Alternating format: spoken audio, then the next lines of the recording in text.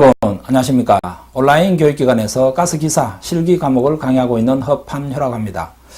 자, 오늘은 2016년도 4월달 시행했던 문제와 6월달에 시행했던 문제를 여러분들하고 같이 살펴보도록 하겠습니다. 첫 번째로 보면 암모니아 특징적인 위험성에 대해서 네 가지를 적어라. 그죠? NH4, NH3의 위험성, 그죠? NH3의 위험성에 대해서 네 가지 적어라. 이렇게 주어져 있습니다. 암모니아는 폭발 범위가 15에서 28%, 그죠? 가연성 가스이고, 상대적으로 폭발 하한값이 다른 가연성 가스에 비해서 높다. 그 다음 두 번째로 TLV, TWA 농도에서는 이 암모니아라고 하는 것은 25ppm이 되겠다. 그렇죠? 25ppm이 되겠다. 그 다음 또 암모니아라고 하는 것은 이 중요한 특징이요. 동을 부식시키는 가스라고 여러분들께서 생각을 하시라고 이야기를 했죠. 그죠? 차기온을 형성한다라고 하는 구리와 만나서 차기온을 형성해 버리기 때문에 이거 동을 부식시킨다. 동 또는 동합금을 부식을 나타낸다. 이렇게 여러분들께서 생각을 하시기 바라고, 그 다음에 우리가 액체 암모니아가 누설되었을 때 이게 인간의 피부에 닿게 되면 우리가 동상에 걸릴 수 있는 위험성을 가지고 있다. 저온 상태로 저장이 되기 때문에 그렇다. 이렇게 여러분들께서 이해를 하시면 되겠습니다. 그래서 암모니아 위험성에 대한 내용은 폭발 범위, 그렇죠? 폭발 범위. 암모니아 위험성에 대한 내용은 여러분들께서 폭발 범위에 대한 내용, 그죠? 폭발 범위에 대한 내용. 그 다음에 TLV, 그죠? TLV, TWA에 대한 독성이 어느 정도가 되겠는가? 그죠? 독성이 어느 정도가 되겠는가? 폭발 범위에 대한 내용과 독성에 대한 내용, 그죠? 독성에 대한 내용으로 여러분들께서 기억을 해 두시기 바라고. 그 다음 세 번째로 나와 있는 것이 부식성에 대한 내용입니다. 그죠? 뭐 어떠한 물질하고 서로 암모니아가 결합하게 되면 부식성에 대한 내용이 되겠습니다. 그죠? 부식성. 암모니아 위험성에 대한 내용은 우리가 첫 번째로 보면 우리가 폭발 범위에 대해서 여러분들께서 기억을 해 두셔야 되겠다. 그다음 두 번째로 우리가 TLV, 그죠? TLV, TWA에 따라 가지고 허용 농도가 어느 정도 되는가를 여러분께서 생각을 하셔야 되겠고, 그 다음 세 번째, 어떠한 원소하고 만나게 되면 부식성을 형성해 버리는가, 그죠? 그 다음 네 번째로 저온을 생각을 하시기 바랍니다. 저온, 누설 시 동상에 걸릴 수 있는 위험성을 갖고 있다. 이와 같은 형태로 최대한 기본적인 내용들을 여러분들께서 머릿속에 담고 있어야 되겠다. 그죠? 그 다음 두 번째로 도시가스 정압기 중에서 피셔식 정압기의 2차 압력 상승 원인, 피셔식 정압기의 2차 압력 상승 원인, 피셔식 정압기의 2차 압력 상승 원인을 네 가지 적으라고 되어 있습니다. 우리가 두 번째 보면 우리가 정압기라고 하는 내용하고 조전기라고 하는 내용은 우리가 그 내부 구조는 똑같은 형태라고 제가 말씀을 해드렸습니다. 그죠? 여러분들께 제가 말씀을 해드렸습니다. 자, 여기에서 이와 같은 형태로 이루어져 있는 것을 우리가 다이아프램이다라고 이야기를 할 수가 있겠죠. 그죠? 그 다음 정압기 내부 속에 이와 같은 형태로 우리가 밸브와 같은 형태로 격벽으로 이렇게 꽉 짜여져 있다. 그래서 다이아프램하고 결속이 되어 있는 이것을 우리가 메인 밸브라고 이야기를 할 수가 있겠다. 그죠? 메인 밸브. 그러면 가스가 들어오는 이 입구 부분을 우리가 1차 척이다라고 이야기를 할 수가 있겠고, 빠져나간 이 부분을 우리가 2차 척이다라고 이야기를 할 수가 있겠죠. 그죠? 1차 척과 2차 척으로 이렇게 나눠 볼 수가 있겠다. 그래서 여기에서 묻고자 하는 것이 2차 압력이 상승할 수 있는 2차 척 압력이 상승할 수 있는 원인을 적어라. 그죠? 2차 압력이 상승할 수 있는 원인을 적어라. 이렇게 나와 있습니다. 그렇죠?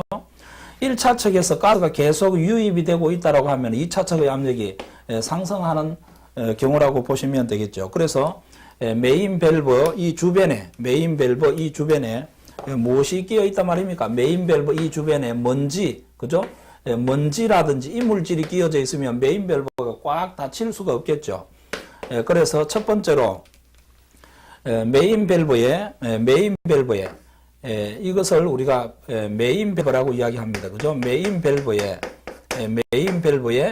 먼지라든지, 그죠? 먼지라든지 이물질이 끼어져 있다. 그죠? 이물질이 끼어져 있다. 먼지라든지 이물질이 끼어져 있다. 이렇게 여러분들께서 첫 번째로 생각을 하시면 되겠고.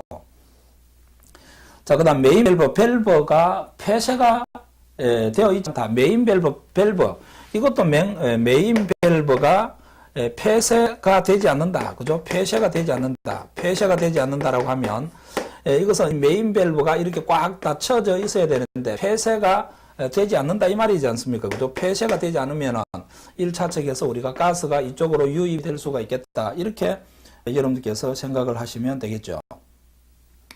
그 다음에, 가스 중에, 이 배관이 이렇게 쭉 빠져나갈 때 말입니다. 그죠? 배관이 이렇게 쭉 빠져나갈 때, 가스가 이렇게 2차측에 흐르는 이 가스가 여기에서, 가스 중에서 우리가 가스가 동결될 수 있는, 얼어버렸다. 이 말입니다. 그죠? 수분이 응결되다. 수분이. 그렇죠? 수분이 가스 중에 흘러가는 이 수분이, 수분이 동결되었다. 수분 동결. 그죠? 수분 동결이라고 볼까요? 그죠? 그러면은 이 빠져나가는 이 유로가 축소되어 있기 때문에 2차측의 압력이 우리가 상승될 수 있겠다. 자, 그 다음에 여기에서 밸브와 같은 것이 이렇게 부착이 되어 있을 때, 그 밸브에 우리가 수분이 동결되어 있다라고 하면, 그죠? 밸브에 수분이 동결되어 있다라고 한다면 2차측의 압력이 우리가 상승을 할 수가 있겠다. 상승될 수 있겠다. 이렇게 세 번째로 여러분들께서 정리하시면 되겠습니다. 그죠? 세 번째로 정리하시면 되겠다. 자, 그 다음에 바이패스 밸브류에 누설이 있다. 바이패스라고 하는 것은 이것을 우리가 메인 밸브라고 이야기했을 때 1차측하고 2차측의 배관을 이렇게 뚫어가지고, 그죠? T자를 연결해가지고 이렇게 시켜놓고 여기에다가 밸브를 하나 부착시켜 놓은 것을 이것을 우리가 바이패스 밸브라고 이야기할 수가 있겠습니다. 그죠? 바이패스 밸브. 바이패스가 열려 있어 가지고 1차측의 압력이 2차측으로 올라가게 되면 2차측의 압력이 자동적으로 상승을 할 수 있는 경우라고 볼 수가 있겠습니다. 그래서 바이패스 밸브의 누설, 그죠? 바이패스 밸브에 누설이 났다. 이 밸브에서 누설이 나게 되면 1차측에서 2차측으로 우리가 가스를 이동시킬 수 있는 원리가 되기 때문에 2차측의 압력이 상승될 수가 있겠다. 이와 같은 원리로 여러분들께서 기억을 하시면 되겠습니다. 3번에 탄화수소 1노르말 루베가 완전 연소할 때 이론 공기량은 얼마인가를 계산하시오. 이것을 우리가 3번이라고 하겠습니다. 그죠? CmHn, 그죠? CmHn 더하기 M 플러스 4분의 N, 그죠? M 플러스 4분의 NO2, 그 다음 MCO2, 그죠? MCO2 플러스 2분의 NH2. 그래서 CmHn으로 이루어져 있는 물질을 우리가 완전 연소시키니까 이와 같은 화학 반응식을 갖더라. 자, 그러면 CmHn 이것을 우리가 1노르말 루베를 우리가 연소를 일으켰을 때 필요로 하는 이론 산소량은 얼마가 되는가? X 노르말 루베다. 이렇게 우리가 표기를 할 수가 있겠죠. 자, 그러면 이것은 우리가 22.4, 그죠? 모든 물질 1몰은 그 부피가 22.4 노르말 루베일 때 이거는 M 플러스 4분의 N, M 플러스 4분의 N 곱하기 22.4, 그렇죠? 22.4 노르말 루베. 이와 같은 형태로 우리가 표기를 해볼 수가 있겠습니다. 서로 대각선으로 곱하면 이렇게 약분이 되어서 떨어져 나가죠. 자, 여기에서 X라고 하는 것은 M 플러스 4분의 NO 값을 얻어낼 수가 있다. 그렇죠? 이게 우리가 실질적으로 우리가 무엇을 나타내는가 하면 이것이 우리가 이론 산소량이 되는 것이다. 그죠? 이론 산소량이 되는 것이다. 자, 그러면 공기량, 이론 공기량이라고 하면 공기 중에 존재하고 있는 산소의 부피 퍼센트 0.21분의 5, 제로 이렇게 하면 되겠습니까? 자, 이꼴은 0.21분, 그렇죠? 0.21분의 M 플러스 4분의 NO 값이다. 그죠? M 플러스 4분의 NO 값이다. 이렇게 여러분들께서 문제를 풀이하실 수가 있겠습니다.